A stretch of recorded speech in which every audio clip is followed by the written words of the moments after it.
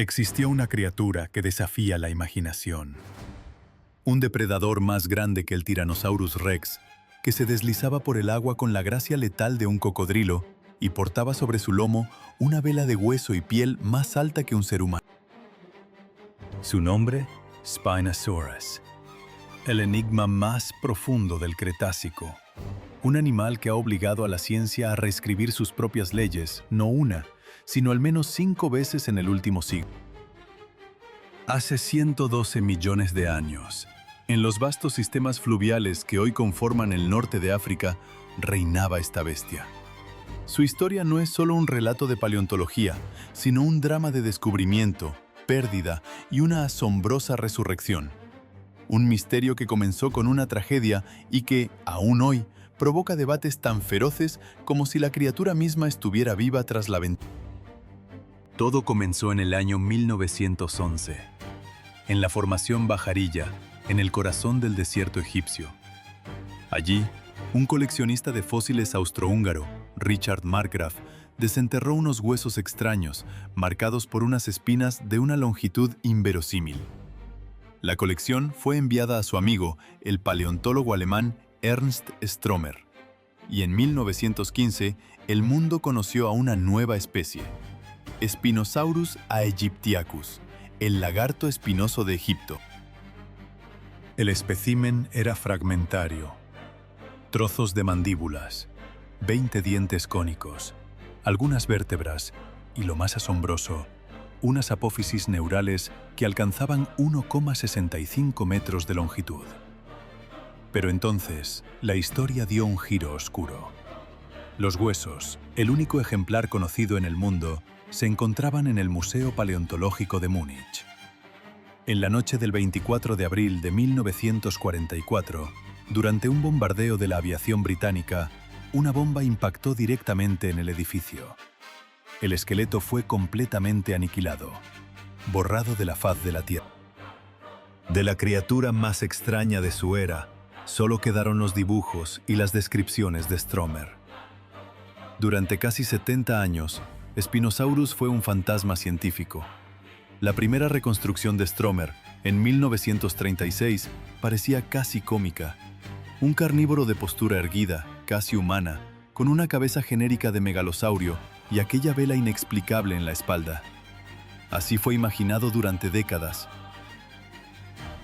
El primer rayo de luz llegó mucho después, con el descubrimiento de sus parientes, Baryonyx y Suchomimus. Fue entonces cuando los científicos comprendieron la verdadera forma de su cabeza, larga, estrecha, como la de un cocodrilo. Una adaptación perfecta para la caza en el agua. Pero esto era solo el principio.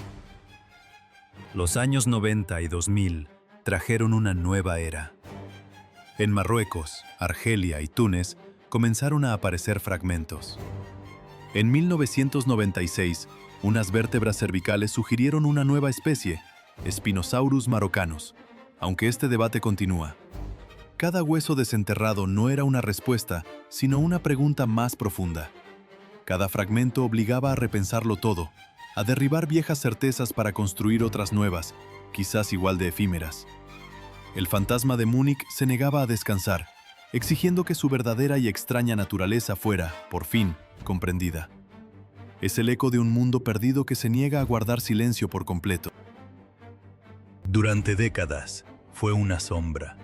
Un fantasma reconstruido a partir de huesos perdidos en la Segunda Guerra Mundial. El Spinosaurus aegyptiacus era visto como una curiosidad, una extraña variación de sus primos carnívoros, quizás un poco más grande, un poco más especializado, pero un terópodo al fin y al cabo. El desierto guardaba sus secretos, hasta que comenzó a devolverlos, fragmento a fragmento. En el año 2005, en las resecas tierras de Marruecos, emergió de la arena una mandíbula colosal, de casi 1 metro de longitud.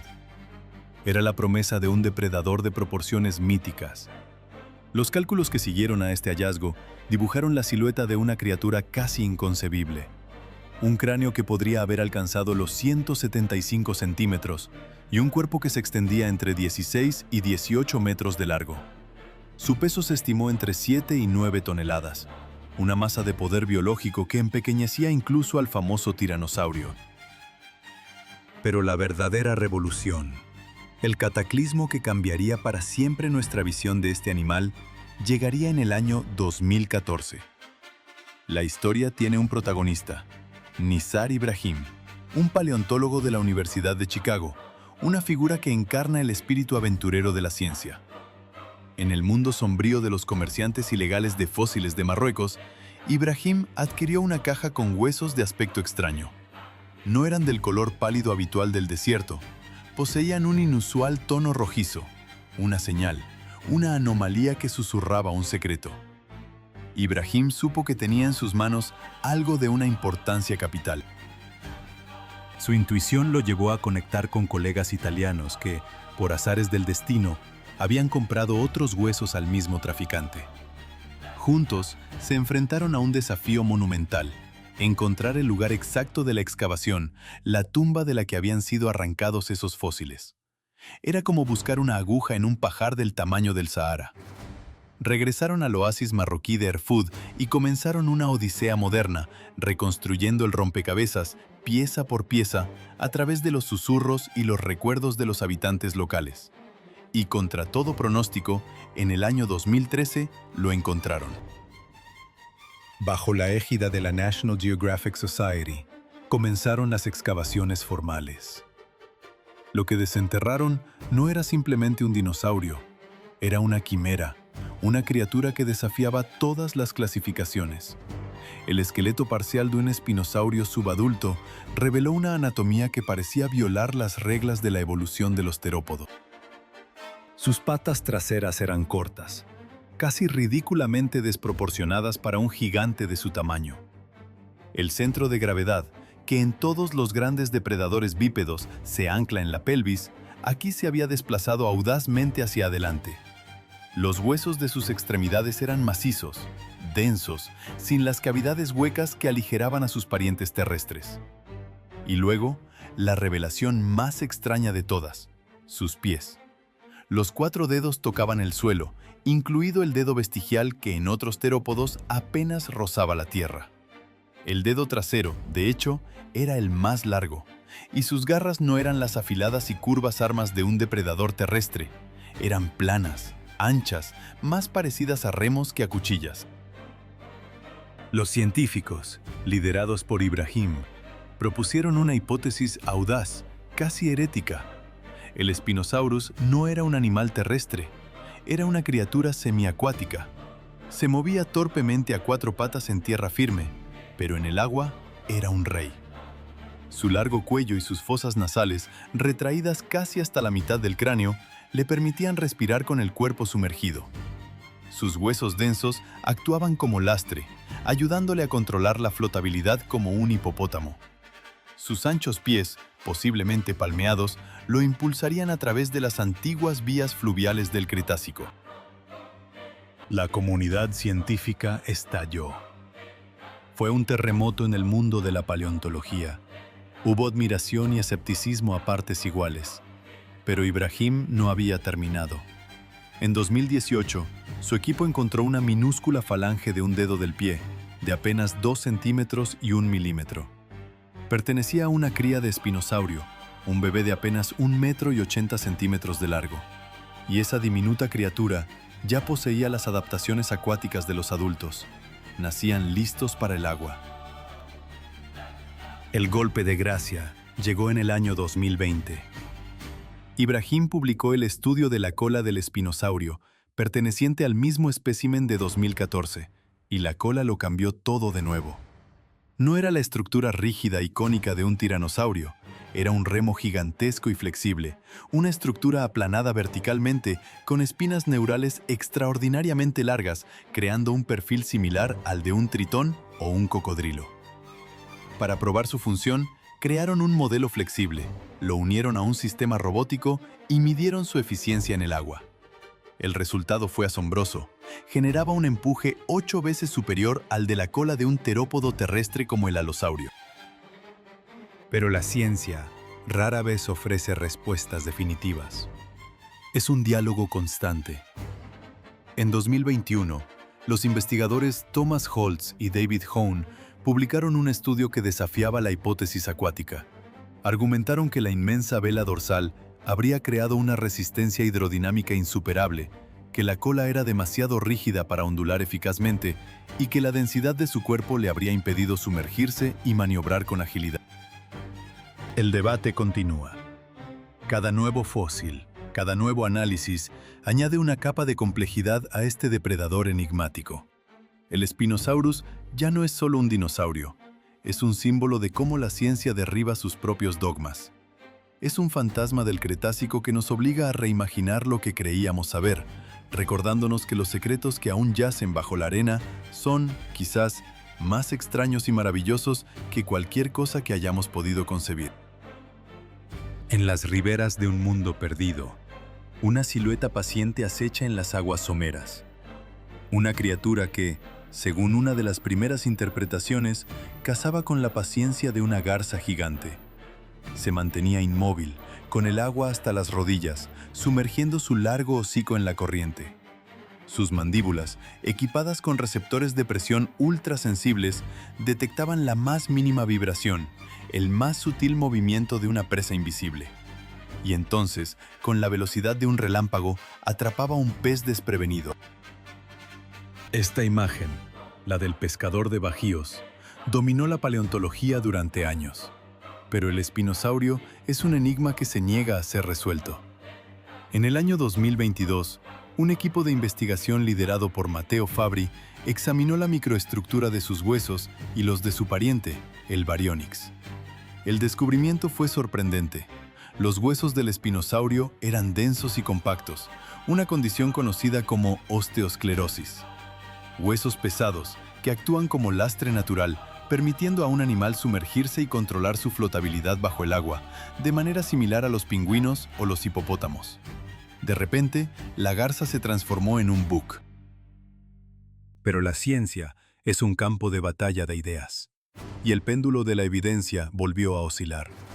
Tan solo un año después, en 2023, el paleontólogo Paul Sereno, una figura central en la saga del espinosaurio, contraatacó con un estudio demoledor. Utilizando sofisticados modelos informáticos y principios de biomecánica, su equipo llegó a una conclusión radicalmente distinta.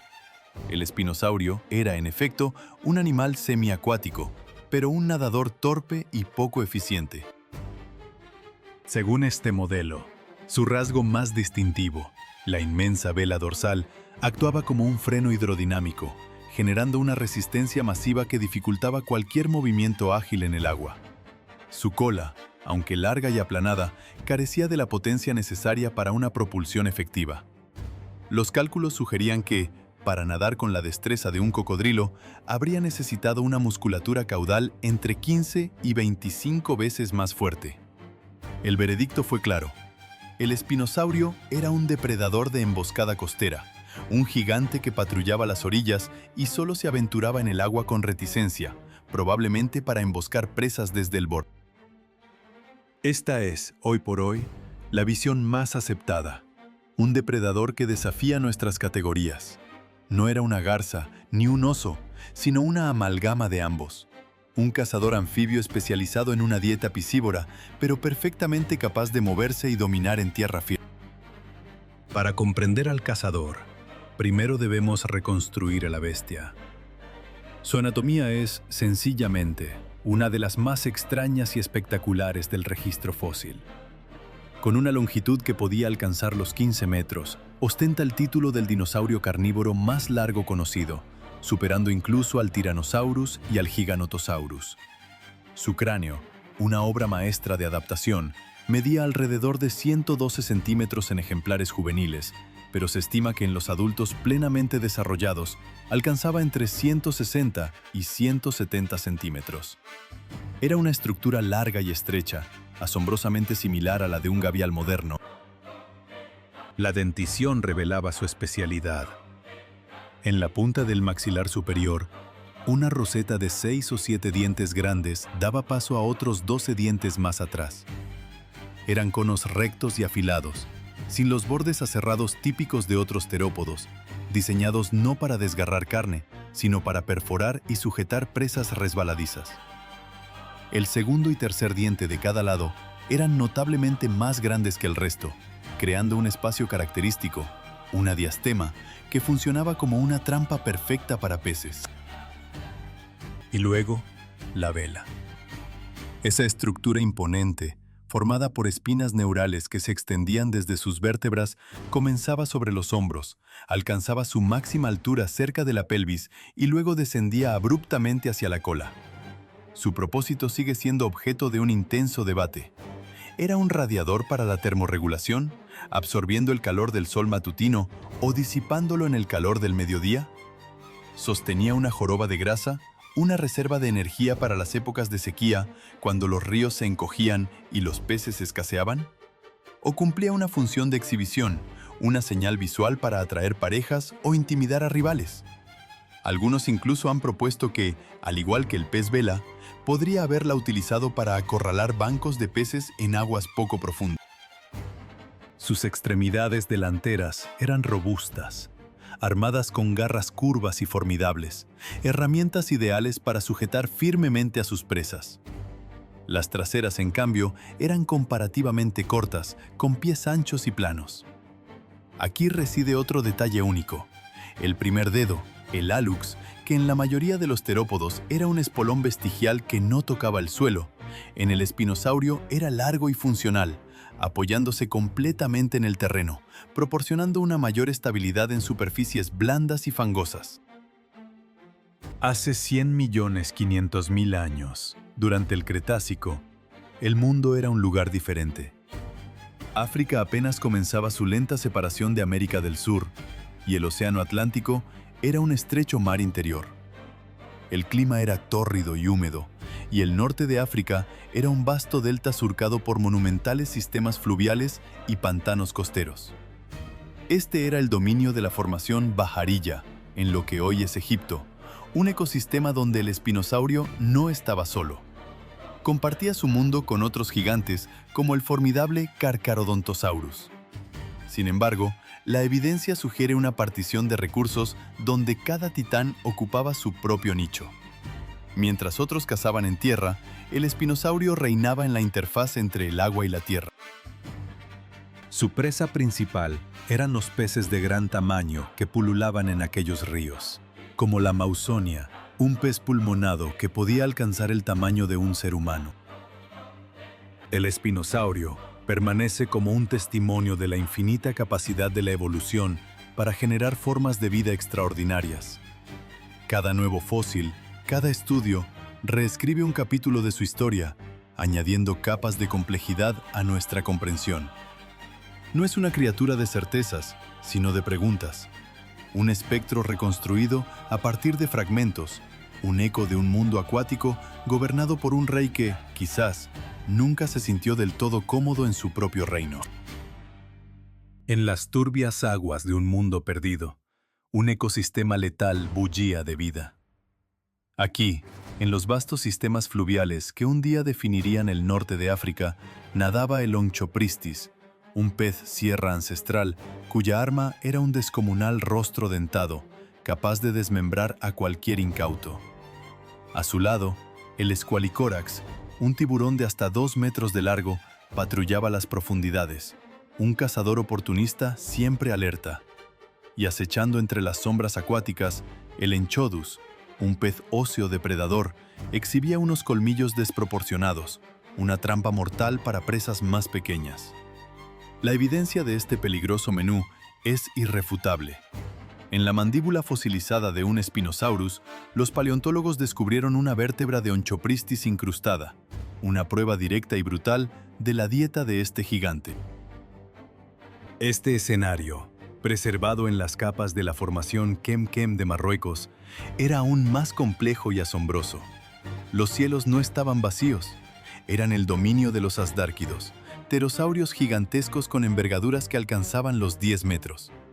El alanca, el Coloborincus y el Cirrocopteryx planeaban sobre los ríos, sus sombras danzando sobre el agua como espectros de un pasado inimaginable.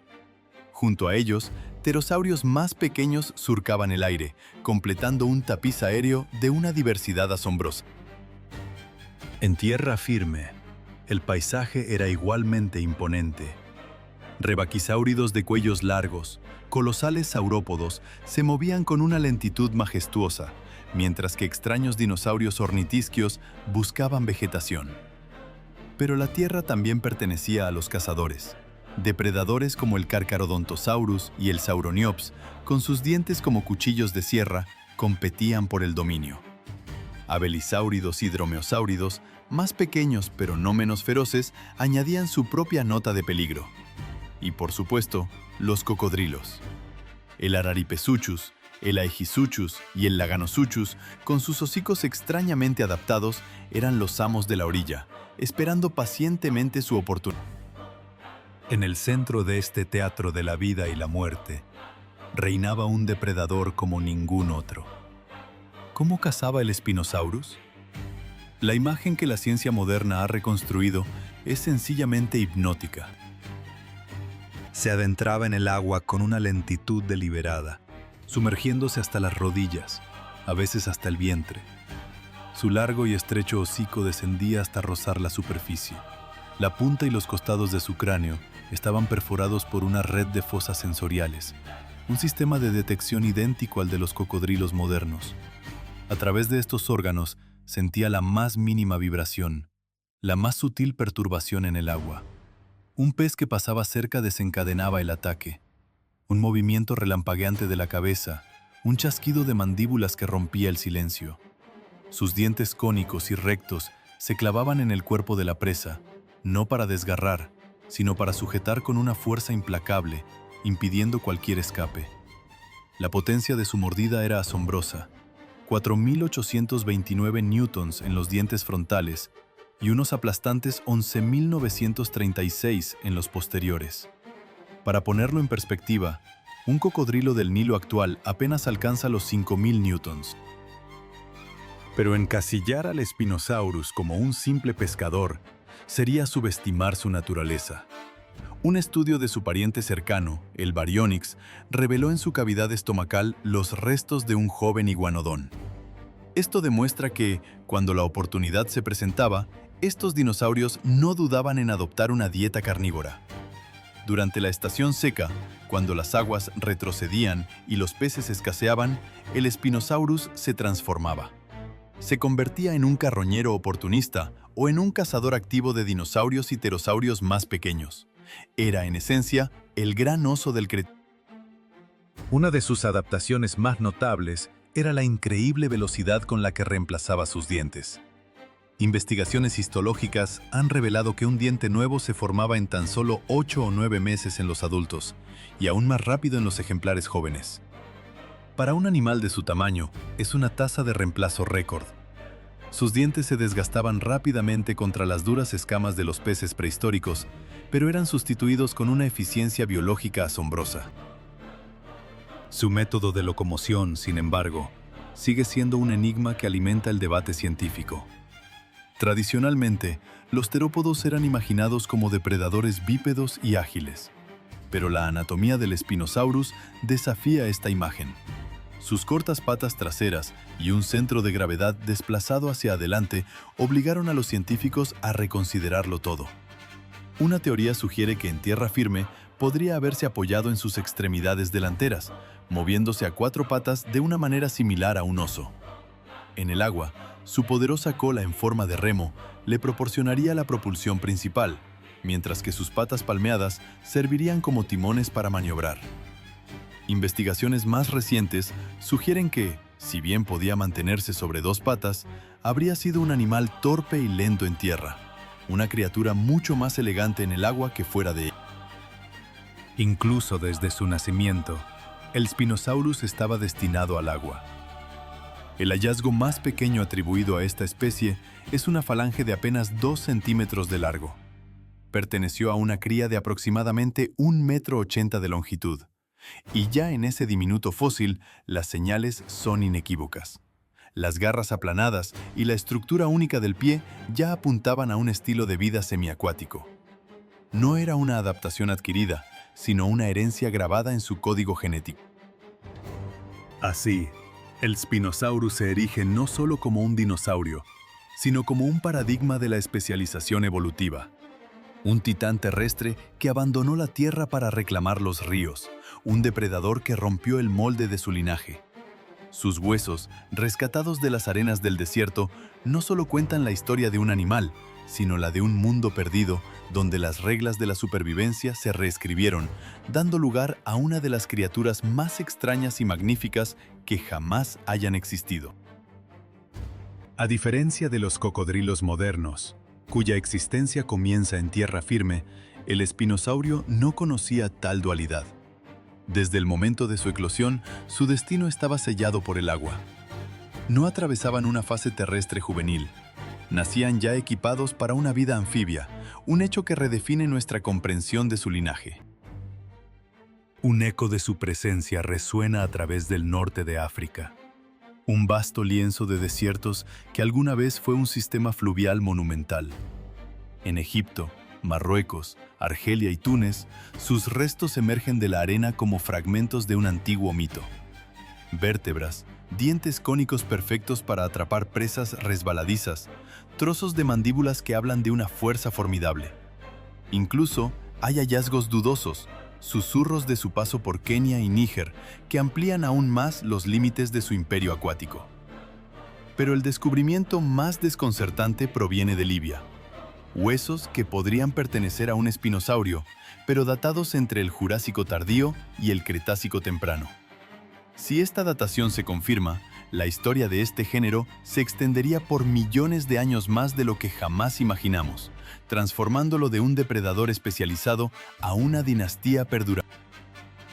Sin embargo, mientras su imperio se extendía por un continente, un silencio desconcertante emana de otro. En aquella era remota, África y Sudamérica aún estaban unidas, formando el supercontinente de Gondwana. ¿Por qué, entonces, no se ha encontrado ni un solo rastro del espinosaurio en tierras sudamericanas? La respuesta podría yacer en las profundidades del tiempo y del océano. Los geólogos sugieren que, hacia el final del período albiano, el joven océano Atlántico ya no era un simple canal, sino una barrera oceánica profunda y ancha, un abismo insalvable, incluso para una criatura tan adaptada al agua. La reconstrucción de su forma es un rompecabezas de proporciones titánicas. No existe un esqueleto completo. Cada imagen que tenemos es una amalgama de fragmentos dispares, un esqueleto compuesto a partir de huesos de distintos individuos y extrapolado a partir de sus parientes más cercanos, como el Baryonyx o el Suchomimus. Esta incertidumbre ha sido un fértil caldo de cultivo para la controversia y la especulación, empujando los límites de la paleoarte. En 2013, el artista portugués Rodrigo Vega propuso una reconstrucción radical, un espinosaurio sin su icónica vela, reemplazada por una enorme joroba de grasa similar a la de un camello, para sobrevivir a las sequías estacionales. Y para aumentar su sensibilidad en aguas turbias, le añadió una pequeña probóscide. Aún más allá fue el artista alemán Adrian Wimmer, quien lo imaginó como una criatura que recordaba más a un elefante marino, con aletas en lugar de patas y una cola rematada por un lóbulo carnoso. Aunque estas audaces visiones no encontraron arraigo en el consenso científico, su impacto visual fue innegable, un testimonio de cuán poco sabemos en realidad. La danza de cifras en torno a su tamaño es un drama en sí mismo. Las primeras estimaciones hablaban de 12 metros. Luego, la cifra ascendió a 15. En el año 2005, el descubrimiento de un fragmento de mandíbula colosal en Milán disparó las proyecciones a 16 metros, con un peso estimado entre 7 y 9 toneladas. Algunos cálculos, llevados al extremo, llegaron a sugerir hasta 20 toneladas. Pero la ciencia, en su incansable búsqueda de precisión, se vio obligada a dar un paso atrás. Nuevas metodologías y revisiones de los fósiles existentes moderaron el entusiasmo, estableciendo una longitud más conservadora de 15 metros y un peso de unas 12 toneladas. Para ponerlo en perspectiva, el más grande de los tiranosaurios alcanzaba los 12 metros y medio y las 9 toneladas. El espinosaurio era más largo, pero su esqueleto más grácil sugiere una constitución más esbelta. Su identidad ha mutado con cada generación de paleontólogos. En 1915, era un depredador terrestre y bípedo con una extraña vela en la espalda. En la década de los 80, se transformó en un pescador con cabeza de cocodrilo. 40 años después, los descubrimientos de una cola en forma de remo lo consagraron como un cazador plenamente acuático. Hoy, incluso esa imagen se debate, con una segunda hipótesis que lo describe como un depredador semiacuático de emboscada, un mal nadador que acechaba desde las orillas. ¿Quién será dentro de 10 años? Pero la fama del espinosaurio trasciende los laboratorios, adentrándose en un mundo de sombras, el mercado negro de fósiles. En Marruecos, excavadores clandestinos desentierran sus huesos para venderlos a coleccionistas privados, en un comercio ilícito que amenaza el patrimonio científico. Paradójicamente, algunos de los hallazgos más importantes han llegado a la ciencia a través de esta ruta oscura. En 2005, un cráneo de espinosaurio fue subastado en París por 250.000 euros. Más tarde se reveló que era una quimera, un compuesto de fragmentos de diferentes individuos hábilmente ensamblados. El Museo de Historia Natural de París, consciente del engaño, lo adquirió por una suma menor, 81.000 euros, no como una pieza de exhibición, sino como un objeto de estudio sobre la naturaleza misma de la falsificación. El espinosaurio no es solo un conjunto de huesos desenterrados. Es un espejo que refleja la evolución de nuestro propio conocimiento, un recordatorio perpetuo de que el pasado no es una historia escrita en piedra, sino un relato que se reescribe con cada nuevo fragmento que emerge del olvido. El espinosaurio se erige hoy como un símbolo de la naturaleza cambiante de la ciencia. Lo que ayer se consideraba una verdad inmutable, mañana puede revelarse como un simple error de interpretación. Y en esa constante revisión reside su belleza. Cada nuevo descubrimiento nos acerca un paso más a la comprensión de un mundo perdido, el Cretácico. Imaginemos la escena. El corazón de una África abrasadora, hace 93 millones de años. Vastas redes fluviales de aguas turbias serpentean a través de un paisaje exuberante. En sus orillas, un gigante coronado por una vela dorsal se mueve con lentitud. Hunde su largo hocico en el agua, aguarda con una paciencia milenaria y en un instante desata un ataque fulminante.